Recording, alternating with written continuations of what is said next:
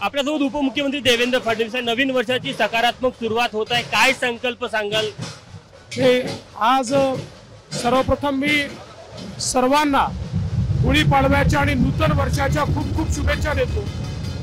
आणि प्रभू श्रीरामांचं मंदिर पुनर्निर्मित झाल्यानंतरचा पहिला गुढीपाडवा आहे।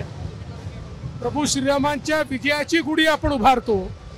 आता यावेळी प्रभू श्रीरामांच्या आशीर्वादाने देशामध्ये आणि महाराष्ट्रामध्ये मोदीजींच्या नेतृत्वात विजयाची गुढी आम्ही उभारू। काल चंद्रपूरमध्ये त्याची नांदी पाहायला मिळाली की त्याची सुरुवात होताना दिसली। महाराष्ट्रामध्ये काय चित्र आहे असं वाटतं तुम्हाला? काल आपण चंद्रपूरला ट्रेलर बघितलेला आहे, तोच महाराष्ट्रात पिक्चर असणार आहे। विजयाची गुढी महाराष्ट्रात किती मोठी असणार आहे? प्रचंड मोठी, प्रचंड मोठी। आणि देशाचा विचार करायचा झाला तर 400 पार। आपण बघू शकतो की उपमुख्यमंत्री देवेंद्र फडणवीस यांनी सांगितलं की जी विजयाची गुढी आहे ती 400 पार असणार आहे। कॅमेरामॅन व्यंकटेश नायडूसह तुषार कोहळे, एबीपी माझा, नागपूर। एबीपी माझा, उघडा डोळे बघा नीट।